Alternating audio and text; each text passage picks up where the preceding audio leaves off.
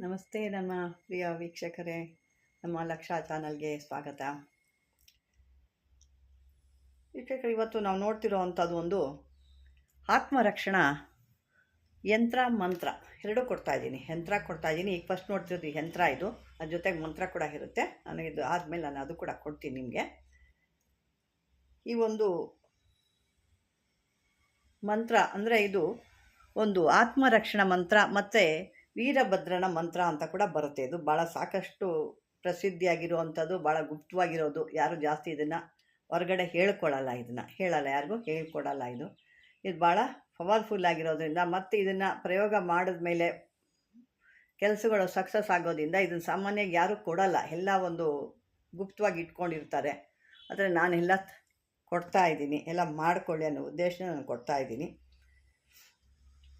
ಇದಕ್ಕೆ ನೀವು ಈ ಮಂತ್ರನ ಒಂದು ಒಳ್ಳೆಯ ದಿವಸ, ಅಮಾವಾಸ್ಯೆ, ಹುಣ್ಣಿಮೆ, ಈಗ ಯಾಕೆಂದರೆ ನಾಳೆ ಅಮಾವಾಸ್ಯೆ ಬರ್ತಾ ಇದೆ, ಹಾಗಾಗಿ ನಾನು ಇವತ್ತು ಕೊಡ್ತಾಯಿದ್ದೀನಿ. ಇವತ್ತು ಸಂಜೆಗೆ ಸ್ಟಾರ್ಟ್ ಆಗುತ್ತೆ, ನಾಳೆನೂ ಇರುತ್ತೆ, ಅಮಾವಾಸ್ಯೆ ಇರುತ್ತೆ ನಾಳೆ. ಹಾಗಾಗಿ ಇದನ್ನು ಮಾಡಿಕೊಳ್ಳಿ ಅನ್ನೋ ಉದ್ದೇಶಕ್ಕೆ. ಯಾಕೆಂದರೆ ಕೆಲವೊಂದು ಆತ್ಮರಕ್ಷಣಾ ಮೊದಲು ಬೇಕು. ಯಾಕೆಂದರೆ ಯಾರೇ ಸಾಧನೆ ಮಾಡ್ತೀವಿ ಅಂತಂದರೆ ಮೊದಲೇನಾಗುತ್ತೆ, ಕಟ್ಟುಗಳು ಹಾಕ್ತಾರೆ. ಕೆಲವೊಬ್ಬರು ಇಂಥವರು ಹಿಂಗೆ ಮಾಡ್ತಾಯಿದ್ದಾರೆ ಅಂತ ಗೊತ್ತಾದರೆ ಅವ್ರಿಗೆ ಯಾವ ಕೆಲಸನೂ ಆಗಬಾರ್ದು ಅನ್ನೋದಕ್ಕೆ ಒಂದು ಕಟ್ಟು ಅಂತ ಹಾಕ್ತಾರೆ. ಆ ಕಟ್ಟು ಹಾಕಿದಾಗ ಏನಾಗುತ್ತೆ, ಆ ಮನುಷ್ಯನಿಗೆ ಏನೇ ಮಾಡಿದ್ರು ಸಕ್ಸಸ್ ಆಗಲ್ಲ, ಬರೀ ಹೇಳ್ತಾನೆ ಇರ್ತಾನೆ, ಅವನಿಗೆ ಆ ಒಂದು ಸಿದ್ಧಿ ಆಗಲ್ಲ. ಆ ಮಂತ್ರಗಳು ಅವ್ರಿಗೆ ಫಲಿತ ಆಗಲ್ಲ ಅಥವಾ ಸಿದ್ಧಿ ಆಗಲ್ಲ ಅಂತ ಹೇಳ್ಬೋದು. ಈ ರೀತಿ ಹಾಕ್ತಾ ಇರ್ತಾರೆ, ಅವ್ರು ಹೇಳ್ತಾನೆ ಇರ್ತಾರೆ ಅಷ್ಟೇ. ಅದು ಯಾವುದೇ ರೀತಿ ಅವರಿಗೆ ಫಲ ಅನ್ನೋದು ಕೊಡಲ್ಲ. ಈ ರೀತಿ ಇದ್ದಾಗ ಮತ್ತೆ ಎಲ್ಲರೂ ಕೂತ್ಕೊಂಡು ಅಥವಾ ಹೊರಗಡೆ ಹೋದಾಗ, ಮತ್ತು ಯಾವುದೋ ಒಂದು ಕಾರ್ಯಕ್ಕೆ ಹೋಗಬೇಕು, ಯಾರ್ದೋ ಒಂದು ಮನೆಗೆ ಹೋಗಬೇಕು, ಆ ಥರ ಹೋದಾಗ ಕೆಲವೊಬ್ಬರು, ಯಾಕೆಂದರೆ ಇದನ್ನು ಯಾರೂ ಹೇಳ್ಕೊಡ್ತಾ ಇಲ್ಲ ನಿಮಗೆ, ಹಿಂಗಿರ್ಬೇಕು, ಹಿಂಗೆ ಸುಮ್ಮನೆ ಒಂದು ಪಾಠ ಅಂತ ಕೊಡ್ತೀವಿ ಅಷ್ಟೇ. ಅದರಲ್ಲಿ ಹೆಂಗೆ ಮಾಡ್ಕೊತೀರ ಮಾಡ್ಕೊಳ್ಳಿ. ಮಂತ್ರ ಕೊಟ್ಟರೆ ತಂತ್ರ ಕೊಡಲ್ಲ, ತಂತ್ರ ಕೊಟ್ಟರೆ ಮಂತ್ರ ಕೊಡಲ್ಲ.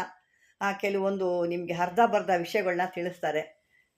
ಈ ಮೊದಲು ಒಬ್ಬ ಸಾಧಕ ಅನ್ನೋನು ಏನು ಮಾಡಬೇಕು, ಒಬ್ಬರು ಮನೆಗೆ ಹೋದಾಗ ಅವನು ಒಂದು ದಿಗ್ಬಂಧನೆ ಮಾಡ್ಕೋಬೇಕು. ಯಾಕಂದರೆ ಅವ್ರ ಮೇಲೆ ಯಾವ ಥರ ಇರುತ್ತೋ ಗೊತ್ತಿಲ್ಲ ನಿಮಗೆ, ಅವರಲ್ಲಿರೋ ತೊಂದರೆಗಳು ನಿಮಗೆ ಪಾಸ್ ಆಗ್ತವೆ. ಆವಾಗ ನಿಮ್ಗೇನಾಗುತ್ತೆ, ಮತ್ತೆ ಮುಂದಕ್ಕೆ ನಿಮಗೆ ಯಾವುದೇ ಕೆಲಸಗಳಾಗಲಿ, ಕೆಲವು ಇಂಥ ಮಂತ್ರಗಳನ್ನಾಗಲಿ ಮಾಡ್ಕೊಳ್ಳಿಕ್ಕಾಗಲ್ಲ. ಅವಾಗ ಏನಾಗ್ತದೆ, ಅವನಿಗೆ ಒಂಥರ ಸೋಂಬೇರಿ ಥರ ಆಗಿಬಿಡ್ತಾನೆ. ಅವರೇ ಬೇರೆಯವ್ರಿಗೆ ಒಂದು ರಕ್ಷಣೆ ಕೊಡೋನು, ಅವನಿಗೆ ಯಾರೋ ರಕ್ಷಣೆ ಮಾಡಬೇಕು, ಮೊದಲು ನಾನೇ ಎಲ್ಲರೂ ಹೋಗಿ ಒಂದು ಕಟ್ಟೋಡ್ಸ್ಕೋಬೇಕು, ನಾನು ಹೋಗಿ ಎಲ್ಲ ಒಂದು ದೇವಸ್ಥಾನಕ್ಕೆ ಪೂಜೆ ಮಾಡಿಸ್ಕೊಂಬರ್ಬೇಕೆ, ಅವನೇ ಒಬ್ಬ ಸಾಧಕ, ಅವನೇ ಒಬ್ಬ ಮಾಂತ್ರಿಕ. ಆದರೆ ಅವನ ಕೈಯಲ್ಲಿ ಆಗಲ್ಲ. ನಮಗೆ ಕೆಲಸಕ್ಕೆ ಬರಲ್ಲ, ನಾವು ಬೇರೆ ಕಡೆ ಹೋಗಿ ಒಂದು ಕಟ್ಟೋಡ್ಸ್ಕೊಂಬರ್ತೀನಿ ಅಥವಾ ಬೇರೆ ಕಡೆ ಒಂದು ದೇವಸ್ಥಾನಕ್ಕೆ ಹೋಗ್ತೀನಿ ಅನ್ನೋ ಲೆವೆಲ್ಗೆ ಅವ್ರು ಬರ್ತಾರೆ. ಕೆಲವ್ರು ಹೇಳಿದ್ರು ಅವ್ರ ತಲೆಗೆ ಹೋಗಲ್ಲ ಅದು.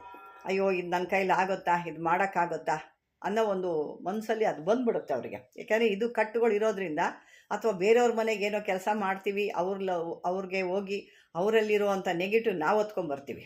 ಯಾಕೆಂದರೆ ಅಲ್ಲಿ ನೀವೇನು ಒಂದು ದೇಹದಲ್ಲಿ ಏನು ಒಂದು ರಕ್ಷಣೆ ಮಾಡ್ಕೊಂಡು ಹೋಗಿರಲ್ಲ. ಆ ಥರ ಇದ್ದಾಗ ಇಂಥ ಮಂತ್ರಗಳನ್ನ ಅಥವಾ ಯಂತ್ರಗಳನ್ನ ಮಾಡಿಕೊಂಡು ನೀವು ಕಟ್ಕೊಂಡು ಹೋದಾಗ ನಿಮ್ಮಲ್ಲಿ ಅಲ್ಲಿ ಯಾವುದೇ ಕೆಲಸಗಳು ಮಾಡಿದ್ರೂ ನಿಮಗೇನು ತೊಂದರೆ ಆಗಲ್ಲ. ಹಾಗಾಗಿ ನಾನು ಈ ಒಂದು ವಿಷಯನ ನಿಮ್ಗೆ ಹೇಳ್ತಾ ಇದ್ದೀನಿ. ಯಾಕೆಂದರೆ ಒಂದೊಂದು ವಿಷಯನೂ ಭಾಳ ಬೆಲೆ ಬಾಳುವಂಥದ್ದು. ಇದಕ್ಕೆಲ್ಲ ಬೆಲೆ ಕಟ್ಟಕ್ಕೆ ಆಗದಿರೋ ಅಂಥ ಒಂದು ವಿದ್ಯೆಗಳಿವೆಲ್ಲ. ಕೆಲವರು ಒಬ್ಬೊಬ್ರದ್ದು ಒಂದೊಂದು ಥರ ಹೇಳ್ತಾರೆ, ಆದರೆ ನಾನಿಲ್ಲಿ ಯಾವುದೇ ಮುಚ್ಚುಮರೆಯಲ್ಲಿ ಎಲ್ಲ ಕೊಡ್ತಾ ಇದ್ದೀನಿ ನಿಮಗೆ. ಅದನ್ನು ಸರಿ ಮಾಡಿ. ಮೊನ್ನೆ ಕೂಡ ಯಾರೋ ಒಬ್ಬರು ಫೋನ್ ಮಾಡಿದರು, ಭೂತ ಭೈರವಿದು ಏನೋ ಇರ್ಬೋದು ಅನಿಸುತ್ತೆ. ಅವರು ಇಲ್ಲ, ನಾನು 3-4 ಜನಕ್ಕೆ ಮಾಡಿದೆ ಅಮ್ಮ, ಎಲ್ಲ ಚೆನ್ನಾಗಾಯಿತು, ಕೆಲಸ ಎಲ್ಲ ಸಕ್ಸಸ್ ಆಯಿತು ಅಂತ ಹೇಳಿದರು. ಅಂತ ಹೇಳಿ ಆಮೇಲೆ ನೀವು ಮಂತ್ರ ಜಾಸ್ತಿ ಹೇಳಿ ಅಂತೀರಾ, ನಮ್ಮ ಕೈಲಿ ಆಗಲ್ಲ ಅಂತಂದರು. ಹಾಗಲ್ಲ ಅಂದರೆ ನಾನು ಆ ಮಂತ್ರನ ಬರ್ದಿರೋಂಥ ಪುಣ್ಯಾತ್ಮರು ಬರ್ದಿರೋ ಅಂಥದ್ದು ಇಷ್ಟು ಮಾಡಿ ಅಂತ. ನಿಮಗೆ ಸಾಧ್ಯ ಆಗಲಿಲ್ಲ ಅಂದರೆ ನೀವು ಕಮ್ಮಿ ಮಾಡ್ಕೊಳ್ಳಿ, ಅಷ್ಟೇ ಹೇಳ್ಬೋದು. ನಾನು ಅದ್ರ ಮೇಲೆ ನನಗೇನು ಹೇಳಕ್ಕೆ ಆಗಲ್ಲ ಅಂತ ಹೇಳ್ತಾ ಬನ್ನಿ. ಇವತ್ತು ಈ ರೀತಿ ನೀವು ಒಂದು ಒಳ್ಳೆಯ ದಿವಸ ಇದನ್ನು ನೀವು ಸಿದ್ಧಿ ಮಾಡ್ಕೋಬೇಕು. ಪ್ರತಿದಿನ ಈ ಮಂತ್ರನ 108 ಸಲ ಈ ಭೈರವರ ಈ ಮಂತ್ರನ ನೀವು ಪಠನೆ ಮಾಡಬೇಕು. ಆಮೇಲೆ ಅದು ಆದಮೇಲೆ ಎಲ್ಲರೂ ಒಂದು ಭೈರವರ ದೇವಸ್ಥಾನ ಅಂತ ಗೊತ್ತಿದೆ, ಕಾಳ ಭೈರವ, ವೀರಭದ್ರ, ಈ ರೀತಿಯೆಲ್ಲ ಭೈರವರ ದೇವಸ್ಥಾನ ಸಾಕಷ್ಟು ಇರುತ್ತೆ, ಬೇಕಾದಷ್ಟು. ಈಗಂತೂ ಜಾಸ್ತಿಗಳು ಭೈರವರ ದೇವಸ್ಥಾನಗಳು ಜಾಸ್ತಿ ಮಾಡ್ತಾಯಿದ್ದಾರೆ. ಏಕೆಂದರೆ ಭೈರವರು ಭಾಳ ಪವರ್ಫುಲ್ ಅಂತ ಎಲ್ಲರಿಗೂ ಗೊತ್ತು ಈಗ. ಹಾಗಾಗಿ ಎಲ್ಲ ಕಡೆಯಿಂದನೂ ಭೈರವರ ದೇವಸ್ಥಾನಕ್ಕೆ ಭಾಳ ಒಂದು ಭೇಟಿ ಮಾಡ್ತಾರೆ. ಮತ್ತು ದೇವಸ್ಥಾನಗಳು ಕೂಡ ಕಮ್ಮಿ ಇರೋದರಿಂದ ಬೇರೆ ಬೇರೆ ಕಡೆ ಜನ ಹೋಗ್ತಾ ಇದ್ದಾರೆ.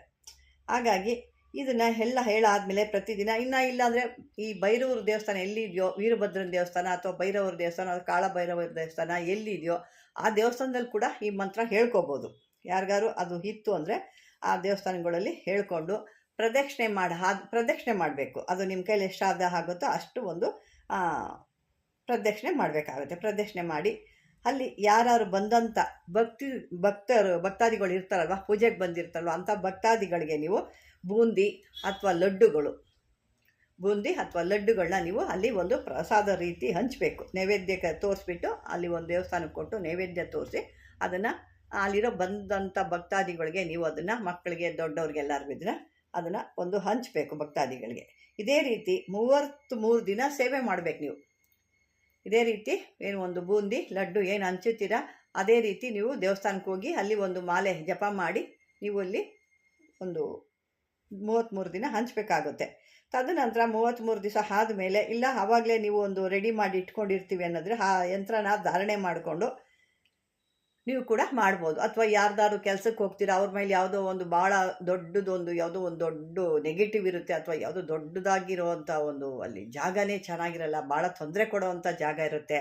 ಅಂಥ ಜಾಗ ಕೂಡ ಈ ಯಂತ್ರನ ರೆಡಿ ಮಾಡ್ಕೊಂಡು ಹೋದಾಗ ಅಲ್ಲಿರುವಂಥ ಯಾವುದೇ ನೆಗೆಟಿವ್ ನಿಮಗೆ ಬರಲ್ಲ, ಆರೋಗ್ಯವಾಗಿರ್ತೀರ, ಯಾವುದೇ ತೊಂದರೆ ನಿಮ್ಗೆ ಆಗಲ್ಲ. ಇದು ಒಂದು ಅದ್ಭುತವಾದಂಥ ಒಂದು ಯಂತ್ರ ಮಂತ್ರ. ಮೊದಲು ಯಾಕೆಂದರೆ ಒಬ್ಬ ಸಾಧಕ ಅಂತ ಹೇಳಿದಾಗ ಮೊದಲು ಅವನ ದೇಹ ರಕ್ಷಣೆ ಅವ್ನು ಮಾಡ್ಕೋಬೇಕು. ಅವನಿಗೆ ದೇಹ ರಕ್ಷಣೆ ಇಲ್ಲ ಅಂದರೆ ನೀವು ಬೇರೆಯವ್ರಿಗೇನು ಹೋಗಿ ಅಲ್ಲಿ ಇದು ಮಾಡ್ತೀರಾ ಅಲ್ವಾ? ಫಸ್ಟು ನೀವು ದೇಹ ರಕ್ಷಣೆ ಮಾಡಿಕೊಂಡು ಅಲ್ಲಿ ಯಾವುದೇ ತೊಂದರೆಗಳು ಯಾರೇ ಏನೇ ಮಾಡಿದ್ರು ನಿಮಗೆ ತಗಲ್ದಿರೋ ರೀತಿ ನೀವು ಮಾಡಿಕೊಂಡು ಈ ಯಂತ್ರನ ನೀವು ಧಾರಣೆ ಮಾಡ್ಕೋಬೇಕಡೆ. ಅಂದರೆ ನಿಮ್ಮ ಒಂದು ಆತ್ಮರಕ್ಷಣೆ ಮಾಡಿದಾಗ ನಿಮಗೊಂದು ರಕ್ಷಣೆ ಸಿಗುತ್ತೆ. ಇದನ್ನು ಯಾರಿಗೆ ಆಗಲಿ ಇದನ್ನು ಈ ಒಂದು ಯಂತ್ರನ ಕೊಡಬಾರ್ದು ನೀವು.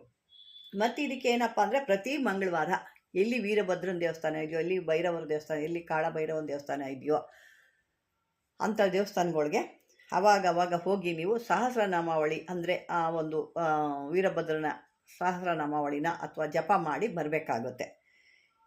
ಈ ರೀತಿ ಮಾಡ್ತಾ ಇದ್ದಾಗ ನಿಮಗೆ ಯಾವುದೇ ರೀತಿ ತೊಂದರೆ ಆಗಲ್ಲ. ಇದೊಂದು ಆತ್ಮರಕ್ಷಣಾ ಮಂತ್ರ. ಅಥವಾ